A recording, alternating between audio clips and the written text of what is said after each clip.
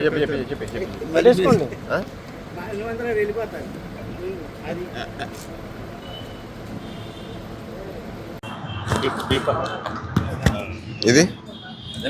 ఇగో సాయేడి నన్న హడావుడిలో పడిపోయినట్టు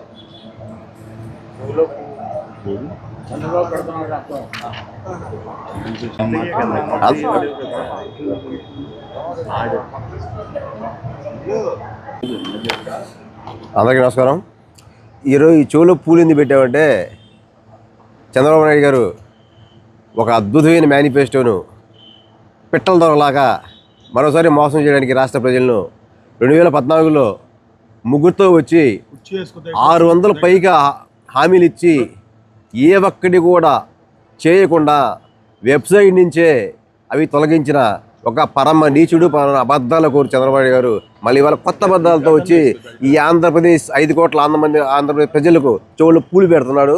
ఈ పూలు పెట్టద్దు, ప్రజలు తెలివి మీరిపోయారు, నీ అబద్ధాలు వినే పరిస్థితుల్లో లేరు అని చెప్పేసి తెలియడం కోసం ఈ ప్రెస్ మీట్ పెడుతున్నాము.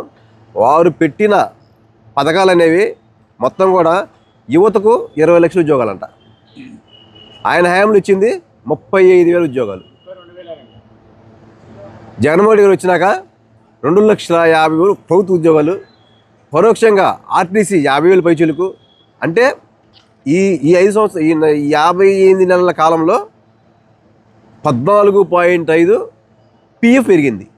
పిఎఫ్ పెరగడం అంటే ఎంప్లాయ్మెంట్ పెరగడం. పర్మనెంట్ ఉద్యోగాలే కాకుండా పరోక్షంగా ఉద్యోగాలు ఇచ్చి 6 లక్షల పైచీలకు ఉద్యోగాలు ఇస్తే ఈ మగాడు 20 లక్షల ఉద్యోగాలు ఇస్తాడంట. ఎలా సాధ్యపడుతుంది మాకు అర్థం కావట్లేదు. మళ్ళీ అందుకని ప్రజలు చెవులు పువ్వు పెడుతున్నాం. అలాగే ప్రతి విద్యార్థికి 15,000 ఇస్తాడంట అమ్మఒడి. జగనన్న అమ్మఒడి ఇస్తే అమ్మకు వందనం అని చెప్పి ఒక పేరు పెట్టి ఇంట్లో 4 నుండి 40 పేర్లు 60,000 ఇస్తారంట ఒక ఇంటికి. అది సాధ్యపడుద్దా? అది అబద్ధం కాదా? అలాగే ప్రతి మనిషికి 10,000 ఇస్తాడంట మహిళకి 50 సంవత్సరాల వరకు. తర్వాత పెన్షన్ ఇస్తాడు మళ్ళీ. అంటే ఈయన ఇచ్చే అమౌంట్ 1,500, పెన్షన్ 4,000. అంటే మనిషికి 5,000 ఇస్తాడా? ఇవన్నీ కూడా అబద్ధాలతో చెప్పేసి ఏ ఒక్కటి చెప్పింది చేయకుండా మళ్ళీ ప్రజల్లోకి వచ్చి రాష్ట్ర వ్యాప్తంగా 3 గ్యాస్ సిలిండర్లు ఇస్తానని చెప్పి ఇన్ని అబద్ధాలు ఎవడు ప్రజలు నమ్మట్ల. ఇవాళ బీజేపీ నమ్మే పరిస్థితి లేదు. మీ మేనిఫెస్టో పక్కన మీకు దండవరా బాబు అని చెప్పి వాళ్ళు పక్క వెళ్ళిపోయారు. నువ్వు ఏ విధంగా ఇస్తావు?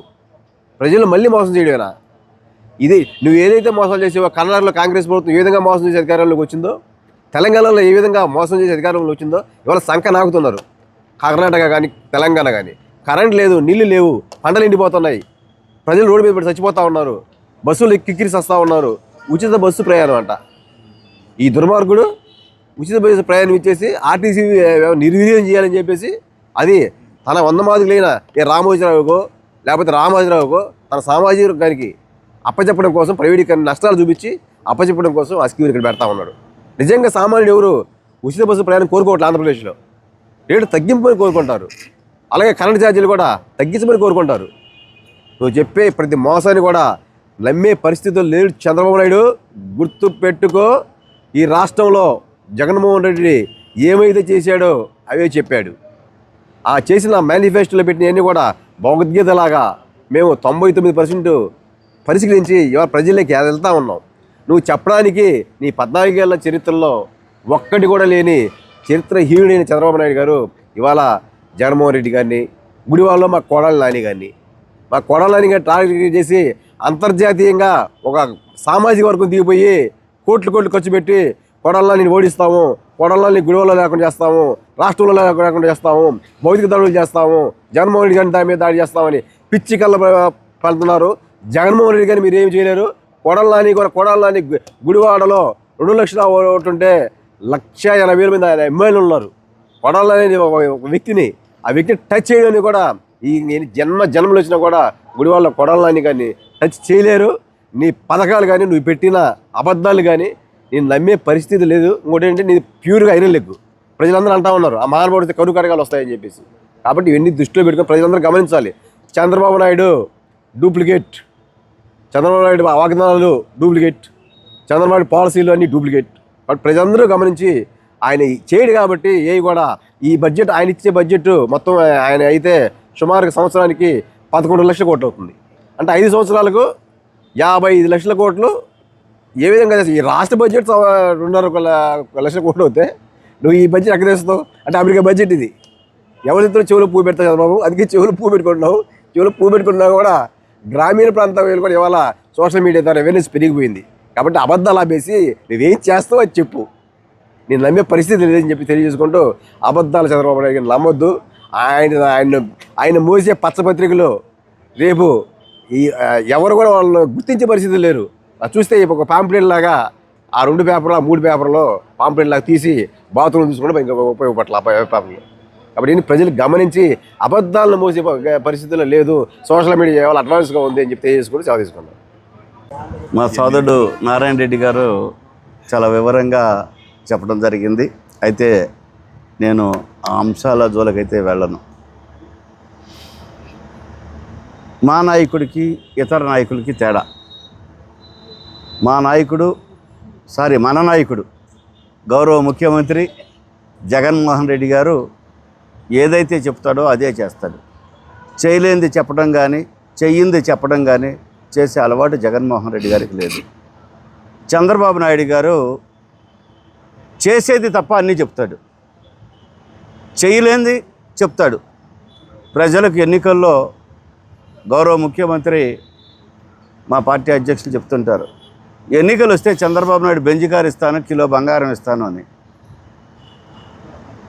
అంటే నేను ఇచ్చేదా సచ్చేదా ఏదైనా చెప్పేయచ్చు అని ప్రజలు ఇంకా గతంలో లాగా అమాయకంగా ఉన్నారనుకుని ప్రజలను మోసం చేయొచ్చు అనుకుని చెప్తారు.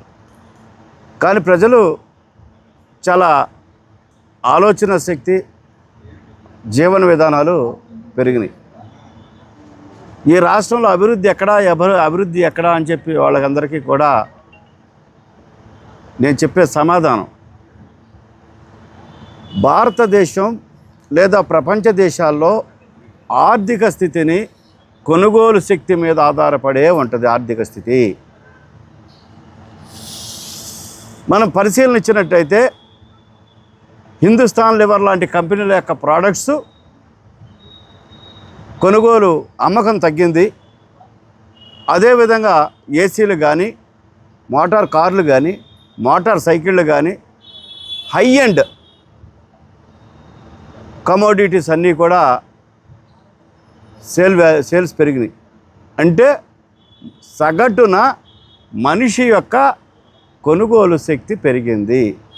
అంటే రాష్ట్రం ఆర్థికంగా ముందుకెళ్తుంది. దాని ద్వారా అంటే సంక్షేమము అభివృద్ధి రెండు లింక్. ఎక్కడైతే సంక్షేమ పథకాలు ఉంటాయో, ఎకనామిక్ థియరీలో సైక్లింగ్ ఆఫ్ మనీ అని ఏదైతే ఉందో, అంటే డబ్బుని సమాజంలోకి పంపించడం ద్వారా మనిషి యొక్క కొనుగోలు శక్తి పెరగడం ద్వారా రాష్ట్రానికి సంబంధించో దేశానికి సంబంధించో పన్నులు అవుతాయి. కాబట్టి ఆ పన్నుల ద్వారా వచ్చినటువంటి ఆదాయంతో రాష్ట్రం అభివృద్ధి చెందడానికి అవకాశం ఉంటుంది.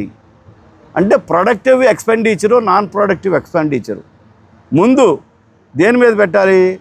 ఏదైతే మనకు రిటర్న్స్ వస్తాయో, ఏదైతే మనకి తిరిగి అభివృద్ధిలోకి మనకు వస్తుందో దాన్ని పెట్టడం ద్వారా, పెట్టుబడి పెట్టడం ద్వారా మనం ఉత్పాదక వ్యయం అంటారు. ఉత్పాదక వ్యయం పెరగడం ద్వారా ఉత్పత్తి పెరిగి, ఉత్పత్తి ద్వారా ట్యాక్సులు పెరిగి, సేల్ పెరిగి, దాని ద్వారా కొనుగోలు శక్తి పెరిగి అభివృద్ధి జరుగుతుంది.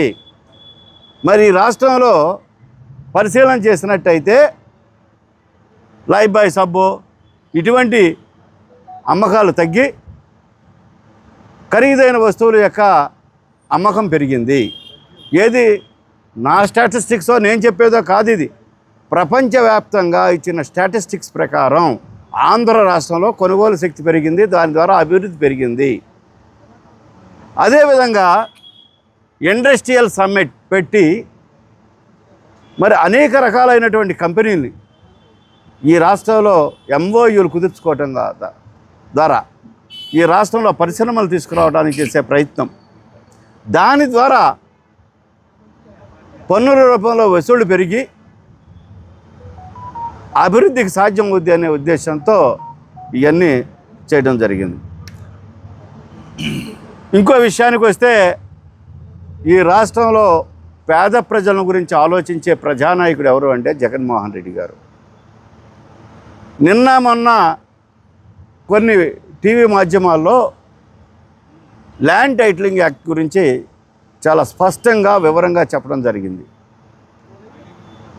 ఇక్కడ దీనికి దానికి సంబంధం ఏందయ్యా అంటే, మా ముఖ్యమంత్రి అధికారంలోకి వచ్చిన తర్వాత 12,850 లక్షల కోట్ల ఖర్చు పెట్టి ఈ రాష్ట్రంలో ల్యాండ్ ఎక్విజిషన్ చేయడం జరిగింది.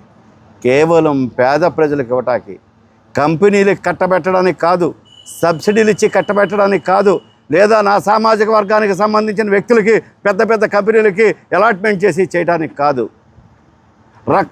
రెక్కాడితే కానీ డొక్కాడని ఈ ప్రజలు ఎంతమంది ఉన్నారో రాష్ట్రంలో వాళ్ళందరికీ కూడా కనీసం ఈ రాష్ట్రంలో ఇల్లు లేనివాడు ఉండకూడదు అనే ఉద్దేశంతో దరిదాపు 31 లక్షల మందికి గృహాలను అలాట్ చేయడం జరిగింది. అంటే ఈ రాష్ట్ర ప్రభుత్వం మేనిఫెస్టోలో ఏదో మాయ చేసేసి, గారడీ చేసి, అంకెలు చెప్పి ఎన్నికలు అయిపోగానే ఇవన్నీ తొంగలో తొక్కి మేనిఫెస్టోను లోన దాచేసేయటం లేదా వెబ్సైట్లో తీసేయటం కాకుండా, ఇది ఒక బైబిలు, ఒక ఖురాను, ఒక భగవద్గీత అని చెప్పి నమ్మినటువంటి మా నాయకుడు ఏదైతే నవరత్నాల ప్లస్ అని చెప్పి మేనిఫెస్టో విడుదల చేశాడో వాటిలో 99% గతంలో అమలు చేయడం జరిగింది. ఈసారి 100% కూడా అమలు చేయడం జరుగుతుంది. జగన్ యొక్క కల్చర్కి మిగతా కల్చర్కి తేడా. జగన్ కల్చరు పేదల సంక్షేమం, పేదల అభివృద్ధి, రాష్ట్ర ఆర్థికాభివృద్ధి, రాష్ట్ర పారిశ్రామిక అభివృద్ధి, దాని ద్వారా ఎంప్లాయ్మెంట్ జనరేషన్, దాని ద్వారా ఉద్యోగాలు కల్పించడం. ఈ రాష్ట్రంలో ముఖ్యంగా అభివృద్ధి కావాలి అంటే విద్యా వైద్యం అవసరం. గతంలో మా చిన్నప్పుడు మేము చదువుకోకుండా, స్కూల్కి వెళ్ళకుండా, కాలేజీకి వెళ్ళకుండానే ఉంటే మా తల్లిదండ్రులు విద్య లేనివాడు వింత పశువు అంటారా బాబు, మీరు ఎంతో కొంత చదువుకోకపోతే మీరు సమాజంలో బతకలేరు అనేవాళ్ళు. ఎందుకంటే చదువు లేనిదే ఎవరో చేయలేరు. సాధారణంగా బిలో పావర్టీ లైన్లో ఉన్న వారందరూ కూడా ఏదైతే విద్యకు దూరమై డ్రాప్అవుట్స్ పెరిగిపోయి రాష్ట్రంలో విద్య కుంటుపడుతుంది. కార్పొరేట్ వ్యవస్థ ముందడుగు వేసిన తర్వాత, ప్రభుత్వ పాఠశాలలు మూసేసే పరిస్థితికి వచ్చిన తర్వాత ఆ విషయాన్ని గ్రహించినటువంటి జగన్మోహన్ రెడ్డి గారు ఏదైతే కేరళ రాష్ట్రం ఈరోజు లిటరసీలో ముందుందో దాన్ని క్రాస్ చేసేటటువంటి పరిస్థితి. ప్రభుత్వ పాఠశాలలో నాడు నేడు అని పెట్టి ప్రభుత్వ పాఠశాలలో టాయిలెట్స్ ఉండలేదని టాయిలెట్స్ని కూడా ప్రత్యేకమైన శ్రద్ధ తీసుకుని బ్లాక్ బోర్డ్ నుంచి గ్రీన్ బోర్డుకి తీసుకురావటం, గ్రీన్ బోర్డు నుంచి డిజిటల్ ఎడ్యుకేషన్కి తీసుకురావటం ఈరోజు జగన్మోహన్ రెడ్డి గారు చేసినటువంటి అభివృద్ధి సంక్షేమంలో ఒక భాగం. అంటే ఈ రాష్ట్రంలో పేదవాడు అనేవాడు ఉండకూడదు. పేదవాడు అనేవాడు ఉండకూడదు అంటే అవినీతి పెరగడానికి విద్య, వైద్యం రెండూ కూడా మూల కారణమైనవి. ఈ రెండింటినీ పేద ప్రజలకు తీసుకురావాలనే ఉద్దేశంతో ఏదైతే ఆరోగ్యశ్రీ పథకం ఉందో 5 లక్షల రూపాయల వార్షిక ఆదాయం, అంటే సంవత్సరానికి 5 లక్షల రూపాయల ఆదాయం వచ్చేవాళ్ళు కూడా ఆరోగ్యశ్రీ పథకం పొందడానికి అర్హులు. దాన్ని కూడా 25 లక్షల రూపాయలు ఖర్చు అయ్యే వైద్యం చేసుకునే వరకు కూడా సంవత్సరానికి, లైఫ్ కాదు, ఒక సంవత్సరంలో ఒక కుటుంబంలో ఉన్న ఒక వ్యక్తికో, 4 వ్యక్తులకో, 5 వ్యక్తులకో ఆరోగ్యపరమైన సమస్య వచ్చినప్పుడు 25 లక్షల రూపాయల వైద్యం వరకు కూడా ఆరోగ్యశ్రీ ద్వారా ఉచితంగా చేయబడుతుంది. మరి పాఠశాలలు అట్లాగే ఈ రాష్ట్రంలో రానున్న 2024 13వ తారీఖు మే 13వ తారీఖు జరగబోయే ఎన్నికలలో ప్రజలందరూ కూడా వైఎస్ఆర్ కాంగ్రెస్ పార్టీని ఎందుకు నమ్మాలి, వైఎస్ఆర్ కాంగ్రెస్ పార్టీకి ఎందుకు ఓటేయాలనేది జగన్మోహన్ రెడ్డి గారు సిద్ధం సభల ద్వారా, మేమంతా సిద్ధం బస్సు యాత్ర ద్వారా రాష్ట్ర ప్రజలందరికీ కూడా తెలియజేస్తూ తిరుగుతూ ఉన్నారు. దానిలో భాగంగానే మా వైఎస్ఆర్ కాంగ్రెస్ పార్టీ మేనిఫెస్టోని కూడా రిలీజ్ చేయడం జరిగింది.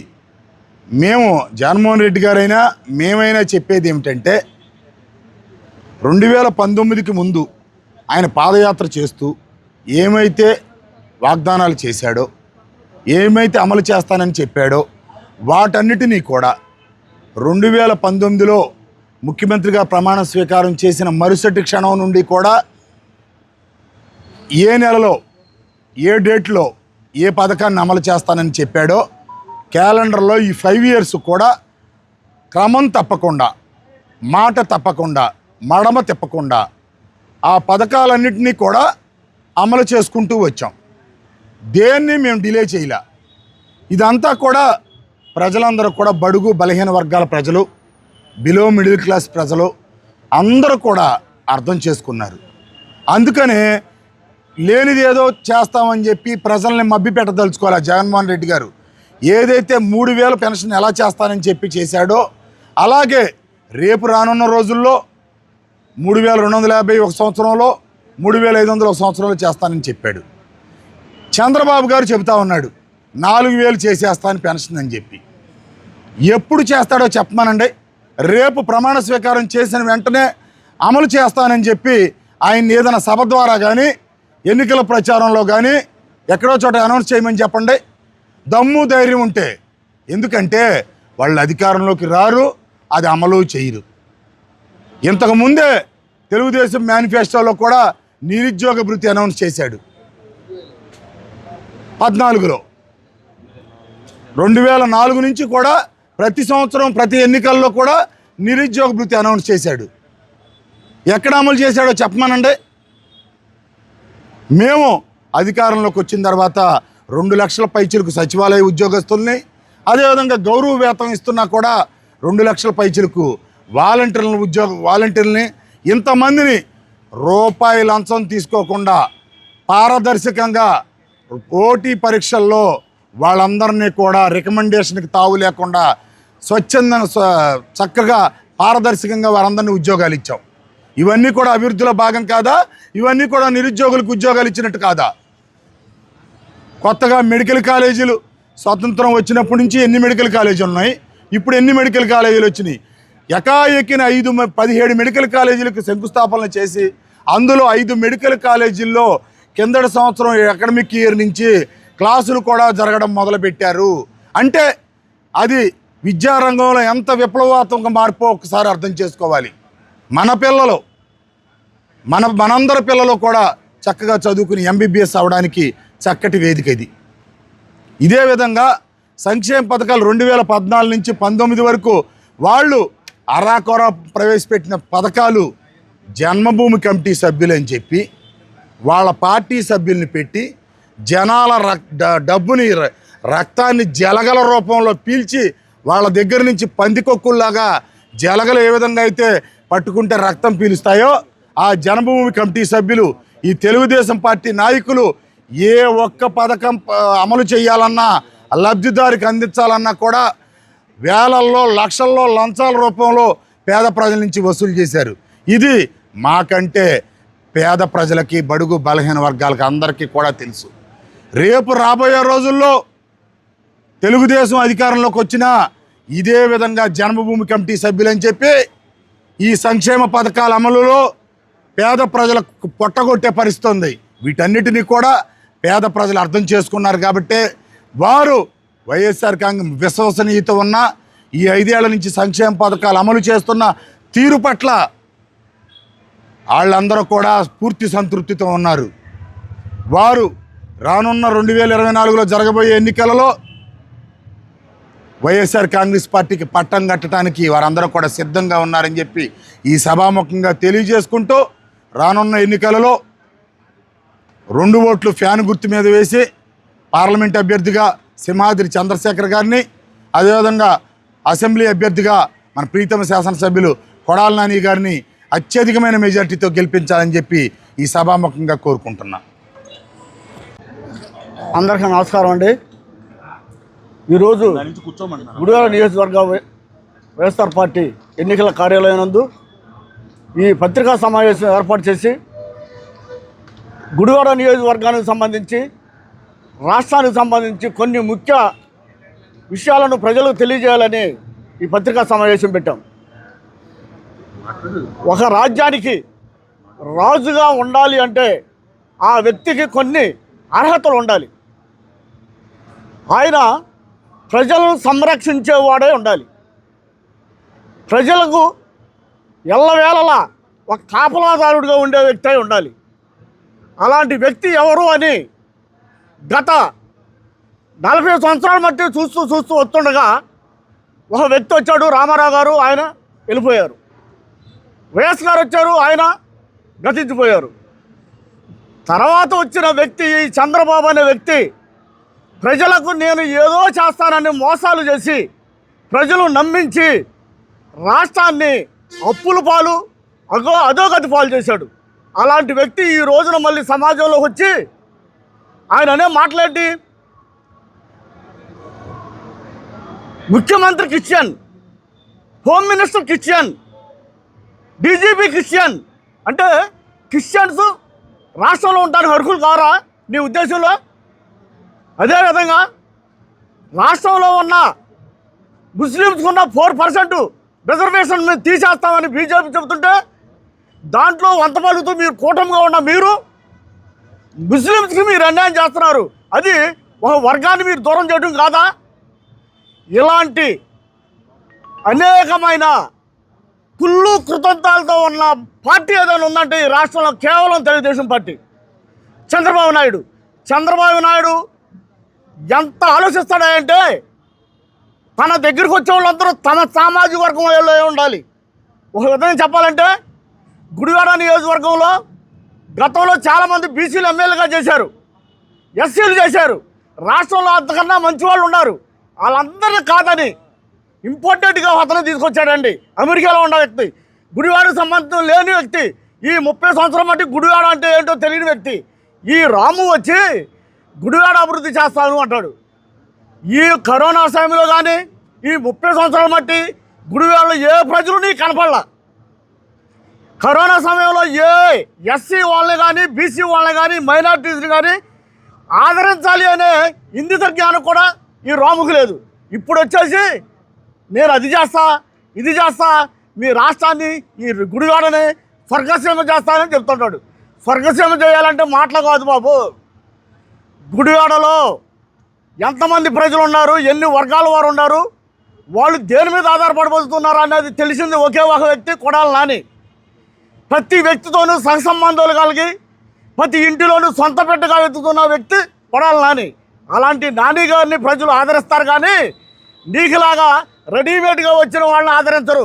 కనుక నువ్వు తెలుగుదేశం పార్టీ నాయకులు, తెలుగుదేశం పార్టీ అధినాయకుడైన చంద్రబాబు, మీరు మీ అబద్ధాలు కట్టిపెట్టి సమాజానికి మరి ముఖ్యంగా ఎస్సీ ఎస్టీ బీసీ మైనార్టీ వర్గాలకి మీరు చేసే మేలేంటో చెప్పండి. అంతేగాని అబ్బో పెన్షన్ 4000 రాష్ట్ర బడ్జెట్ అంతా నీకు తెలుసా? 12 లక్షల బడ్జెట్ నువ్వు ఎలా కేటాయిస్తావు? ఇవన్నీ కేవలం ప్రజలను మోసం చేయడానికి పెట్టే మేనిఫెస్టో తెలుగుదేశం మేనిఫెస్టో. కనుక ప్రస్తుతం ఉన్న పరిస్థితుల్లో వైఎస్ఆర్ పార్టీని బలపరిచి ఇక్కడ ఉన్న కొడాలి నాని గారికి అత్యధికమైన మెజార్టీతో మీరు గెలిపించాలని కోరుతూ ఈ అవకాశం ఇచ్చిన ప్రతి ఒక్కరికి ధన్యవాదాలు తెలియజేస్తున్నా. Thank you very much.